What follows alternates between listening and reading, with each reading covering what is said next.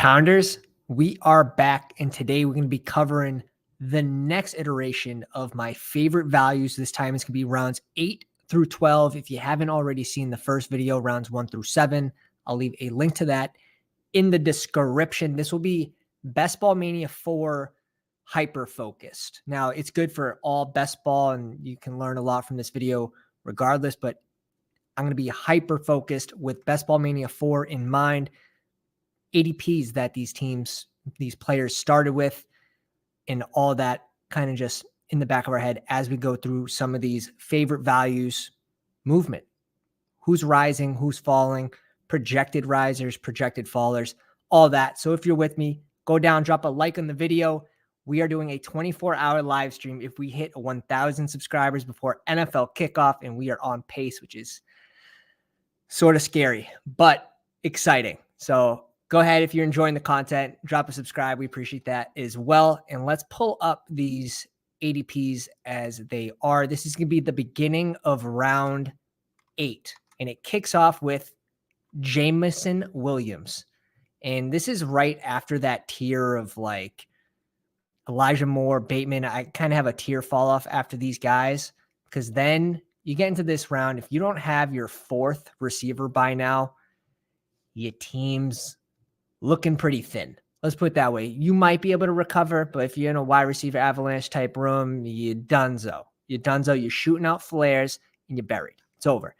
Jameson Williams, though, is someone that I am trying to target on teams that I already have 4 receivers, or if I have 3 receivers in the first 4 rounds, just guys that are going to be able to spike into the lineup consistently, and they have that floor as well as that ceiling to get Jameson Williams to week 7. So your team's not playing so far from behind. So he's going to fit in certain roster constructions in my head that have a higher chance to advance. And in Bestball Mania 4, where only 2 out of 12 teams advance, you want to build your team smartly when you're going to incorporate Jameson Williams. He's also a great bring back in the Detroit-Dallas game. So I have a ton of JMO as well as the Dallas guys. So we'll kick it off with definitely one of my targets. Can he outright just outscore Tyler Boyd without playing the first 6 weeks?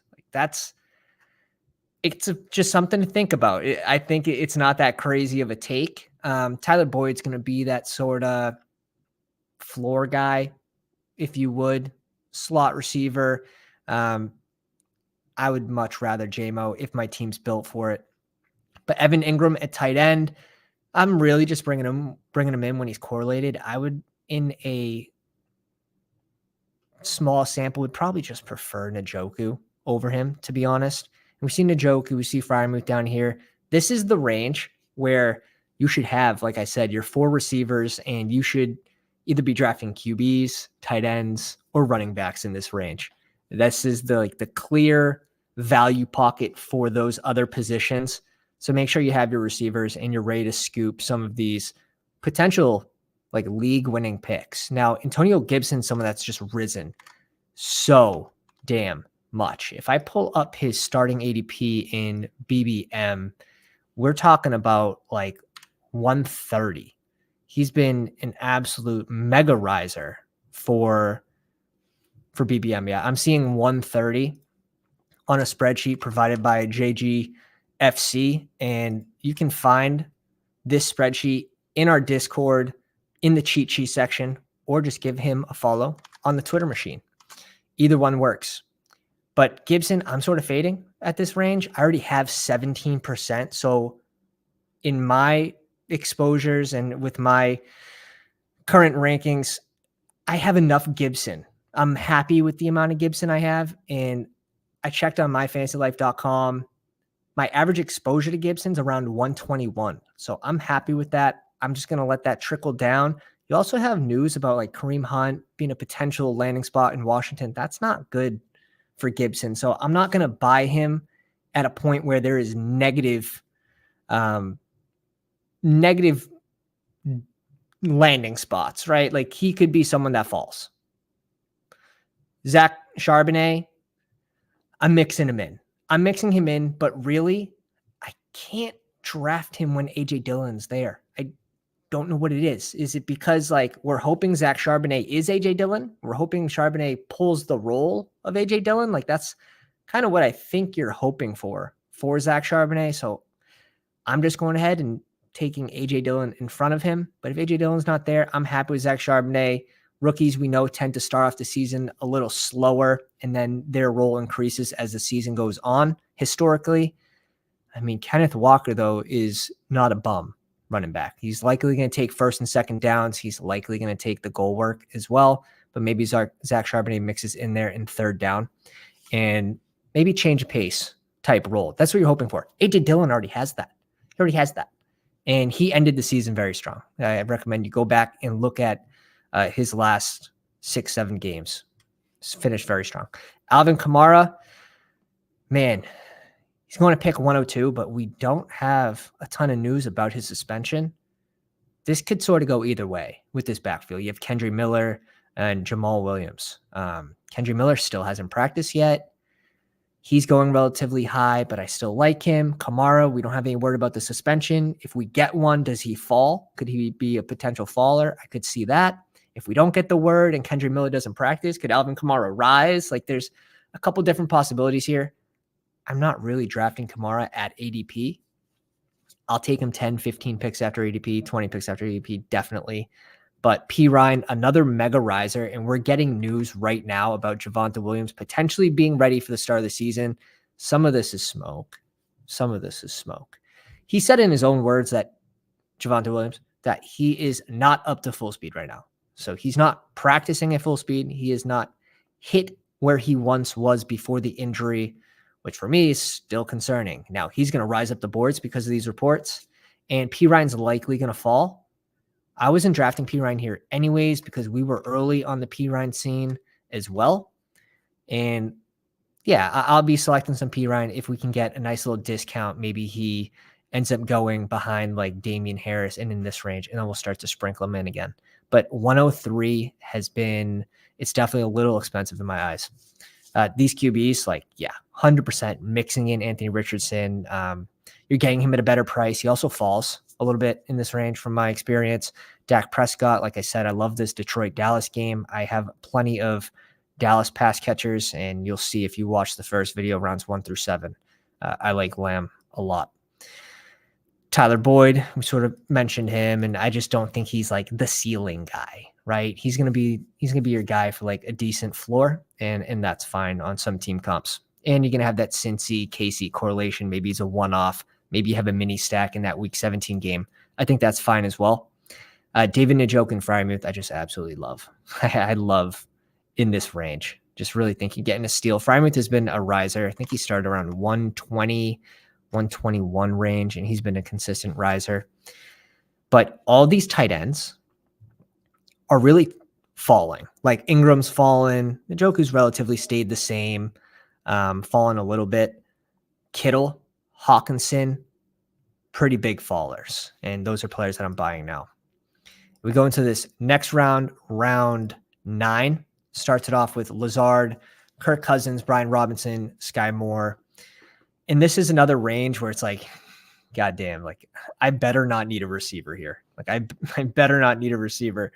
Now, you might be able to pull in Alan Lazard, going to be the wide receiver 2 on the team. If you think Rodgers is going to have that uptick season, sure, I'm fine with Lazard here. But again, another pretty good range for running backs and QBs as well. Kirk Cousins, Daniel Jones, Geno Smith, running backs, Brian Robinson, Rashad Penny, Damian Harris, and Devon A-Chain. I mean, we have the news that Dalvin Cook has not accepted Miami's offer. What is that offer, and what is he looking to get? Some of the rumors where he's looking to get $5 million, potential maybe a $4 million a year offer from Miami. Again, this is a busy backfield. They bring in Mostert again. They re-sign Jeff Wilson. This would be detrimental for this team. But, I mean, wherever Dalvin goes, he's going to kill someone's backup job. So he goes to New England, Pierre Strong, sayonara. He goes to the Jets, Israel Abanikanda, bye-bye. So I think Miami's the best spot for Dalvin, but he would hurt some of these RBs. That's why you're starting to see a small slide on A-Chain, which that's just going to take some projections. Where do you think Dalvin's most likely to end up? He's even said like that Miami is a good spot for him. That's his own words. I do think he ends up in Miami. But Dak had 6 QB1 finishes out of 11 starts last year. 2 were in the top 3 scoring, so he does show that he has the potential to spike into the top 3, which is important for the playoff weeks. It's also important for the championship week, and we know that's a cake matchup against Detroit. Cousins, 9 QB1 finishes out of 17 starts. He had 1 in top 3 scoring, and this makes sense. Like, Kirk Cousins is more of that floor QB. It's a high floor, which is good, and they add to the offense, which is positive. Dalvin Cook moves on. Madison's the RB1 now potentially, and we know this new OC from last year loves to throw the ball. So Kirk Cousins goes in a fair spot, in my opinion. They ran the ball the 5th least. So just something to note. Kirk Cousins, more of the floor guy. Can he spike into the top 3? Yes, but less likely. Now, Daniel Jones, who goes right after him, 7 QB1 finishes out of 16 starts. 3 were in the top 3 scoring. 3 of those 7 QB1 finishes in the top 3 scoring. He has that rushing floor. He has the rushing ceiling. I think Daniel Jones goes too late. You're getting a better price on him now than early drafters were. So that's another huge positive in my mind. Geno Smith, 10 QB1 finishes out of 17 starts. He adds on Charbonnet. He adds on JSN into this offense. And he had 2 in the top 3 scoring. So again, more of that consistent high floor. He was very consistent last year. Now, whether he can match that or not, I'm kind of saying yes, because, I mean, they only added to this offense, and he did show he can spike into the top 3. I would be curious going back and looking at what bye weeks for like the top 5 elite QBs did these middle round QBs spike in. I think that'd be interesting to take a peek at. So maybe we'll drop that in the next video. Rodgers, and we'll get into Rodgers next as we pull him up. But wide receivers like Sky Moore has the chance to have a big year 2. Will it happen? Nobody knows. Casey's sort of a mess right now. You have Richie James in the last round you can get. Kadarius Toney's likely going too early, but KC players are always spiked up. The thing is, like, Mahomes can spike, have a huge spike week without elevating a single receiver. And I mean, he spreads the ball. It's plain and simple. Mahomes spreads the ball, but I am sprinkling in some Sky Moore here. Odell, not going to be my favorite. He's just not going to be my favorite. This offense is getting busy, like, extremely quickly. And at the end of the season, in the playoff weeks where all the money is week 17, do we think Odell's going to have a big role, or is Zay Flowers going to start to eat into some of that? Is Isaiah likely going to have a role? It's getting busy. That's all. Juju, he's been sliding.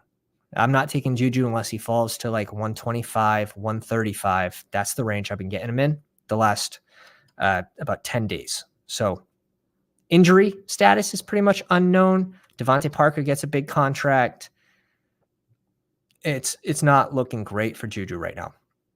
Damian Harris is, in my mind, a great value team that's going to be driving the ball into the red zone.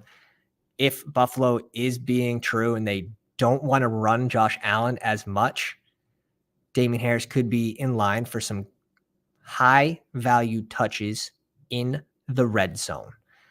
Romeo Doubs, mega riser right now, an absolute mega riser.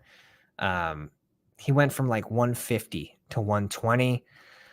You're going to get this with training camp. This happened in OTAs where, it looks like Romeo Doubs is, Jordan Love's favorite target. Boom. Huge rise. So we're trying to beat that rise before it happens. I don't love drafting Romeo Doubs in this spot.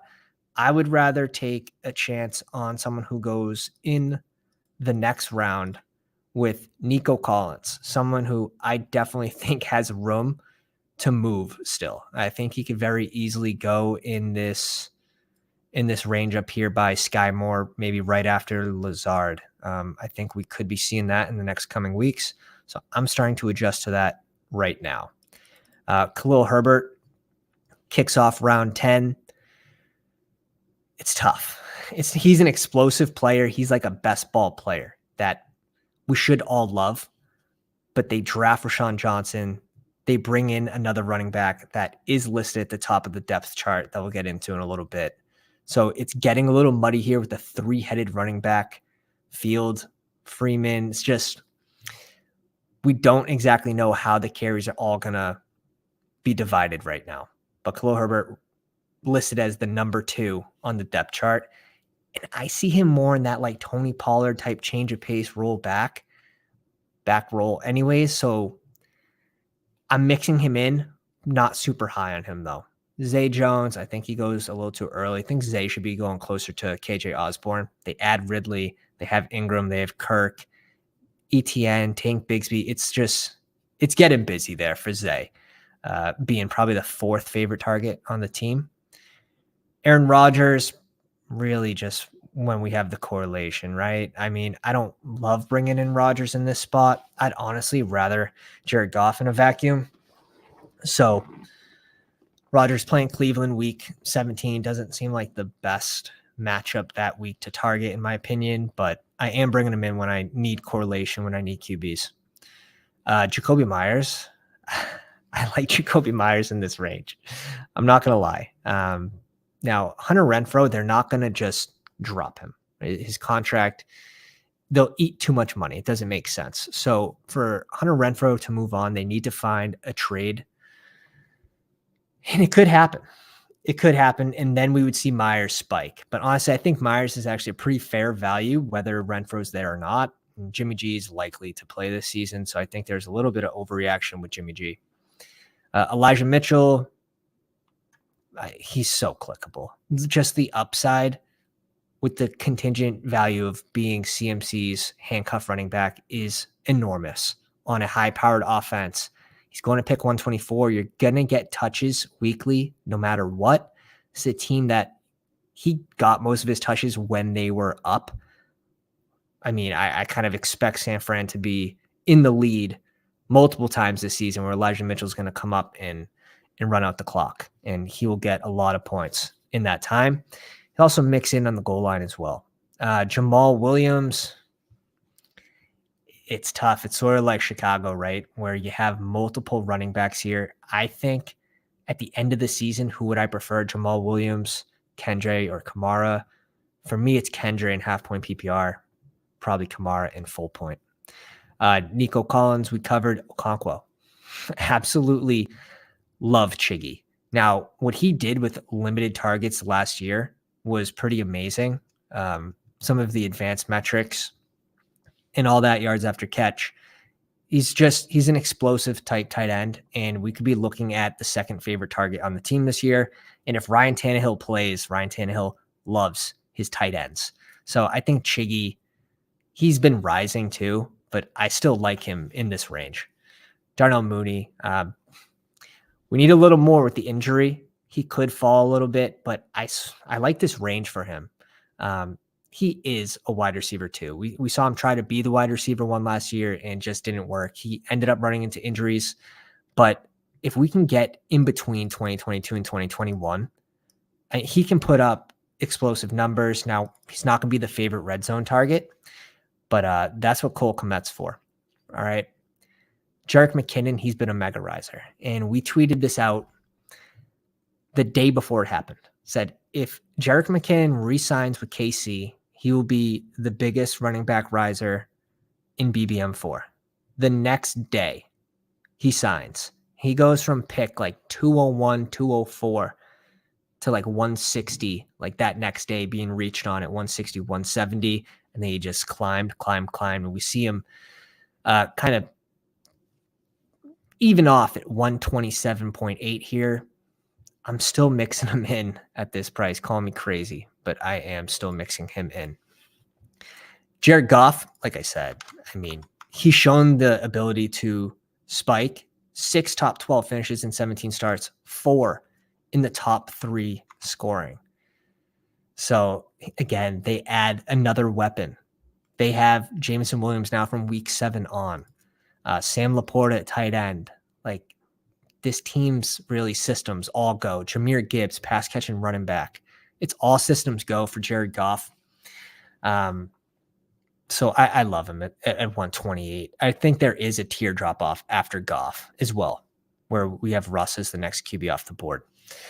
Rondell Moore's been a mega riser. I really can't touch him here at 130. Low powered offense, expected to score some of the fewest points in the playoffs too, weeks 15, 16, and 17. Kincaid, though, and this is an interesting one. Kincaid, I think, is finally going in a good range. Like, sure, a little expensive before Dulcich and Schultz, but it's not, it's not pick 120 anymore. It's not pick 114 anymore. He goes at 132. And this team needs like a wide receiver too. And I think there's a chance we can see him get around, let's say, 80 to 75 catches this year. If that happens, he's going to be a mega value, and the team loves him. The teammates love him. They can't say enough about him that he's an absolute freak. I'm starting to mix in Kincaid here. I definitely am. This is such an easy double tap too, right? Russ and Greg Dulcich, super easy stack to get. I like Dulcich.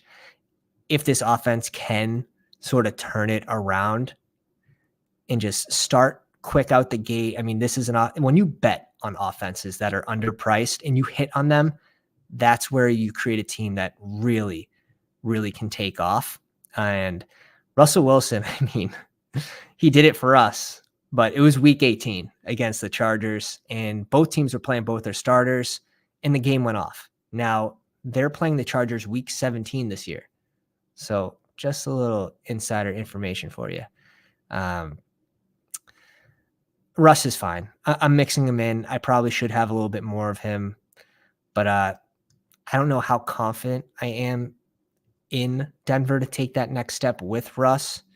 I know they bring in a big brain coach, but what are they going to do with Sutton?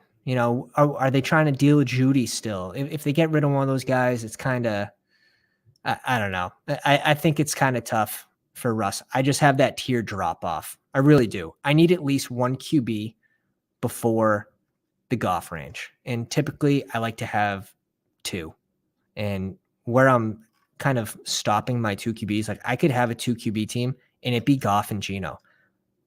I'd want it to probably be Daniel Jones and Geno, so I have that rushing upside, or Daniel Jones and Jared Goff. But I'm fine with going those two versus like when we get into Russ, like I do have like a tier drop off. I really do. Jalen Warren, Kendry Miller, Tank Bigsby. This is why it's tougher this year to go 0 RB. And I still think it's possible, but in the next month, I don't think you'll be able to. And we know how many players actually move in July. This is where you see a lot of mega risers, mega fallers. And typically it happens the most at the running back position, sometimes due to injury, sometimes due to good reports. Kendra Miller hasn't practiced yet. He has an MCL sprain, and it happened close to the end of the season for college football. So if he can get onto the field, even if it's limited, you could see him spike. Jalen Warren, handcuff running back. He's going to pick 135. Another reason why it is a little tougher this year to go 0 RB. Multiple people are doing the strategy and they're pulling these running backs up with them. Tank Bigsby, another one that could rise, in my opinion, going to be one of my, definitely one of the players that I'm targeting right now because of that potential rise. But these tight ends, Schultz, Kincaid, Greg Dulcich, I think you're getting really good prices on these three guys. Schultz joining an offense where no one knows who's going to be the favorite target for the new QB, but typically do they tend to lean on the tight ends a little bit more? Yes, but it'll be interesting to see if he can provide that red zone role in Houston. 8 touchdowns, 21, 5 touchdowns in 2022. If you can get 5 again in this range, he'd end up being a value. But Van Jeffy's been absolutely a mega riser. Van Jeffy and Michael Gallup. And you see a little market correction on Gallup too. He was going at like 124 at one point, 125. We're seeing him fall a little bit. I think this is more realistic for Gallup. Van Jefferson, It's highly going to depend on if he can keep this roll over some of the rookies and over the second-year guy, 2-2. Going at pick 138, 139, I'm probably still mixing him in here, but just not as much because I got my Van Jefferson shares and Gallup very, very early and often. So I am taking a break off those two players. But this last round here, round 12, it's another good round for, like, I like to go RBs in this range. That's typically what I want to be selecting, even all the way to Algier. Man, people don't like Algier this year. He absolutely popped off at the end of the season. We understand that Bijan's there, but if they're going to line him up all over the field, Algier could be in the backfield. And is it crazy to think that he can get on average 8 or 9 touches a game? Like, I don't think that's crazy at all. Some games will be more, some games will be less. But going to pick 146, handcuff running back to Bijan on a team that runs the ball the most in the NFL. Yes, count me in for Tyler Algier this season. And I mean, playing Chicago week 17, that's another good matchup for Atlanta, especially on the ground, in my opinion. Rashee Rice, he's been falling. Where was he going? He was going around like pick 120 at one point. And Mingo, another faller. They're now going in a little bit more realistic ranges, and we'll see more in training camp. And I'm sure, like, one positive report, they'll pop back up. One negative report or a positive report about another player on their team, they'll go down. The other team will, like, you're going to see this seesaw happening with these ADPs as beat reporters just kind of type whatever they want or whatever they see. And sometimes it's wishful thinking, and other times it's accurate information. So it's tough to really sift through what is real and what is fake. So I'm going to be here to help you decipher. We're going to talk it over in the Discord. So if you're not already following the Discord, the link is in the description. Over 120 active members, Bestball community, and our free draft guide for Bestball Mania 4 is on there. It's going to be updated again in the next 2 weeks, and that's going to be absolutely huge. Completely free. Make sure you're taking advantage of that. And you can drop your drafts in the draft grade section and get graded by the Pounders, which is always fun.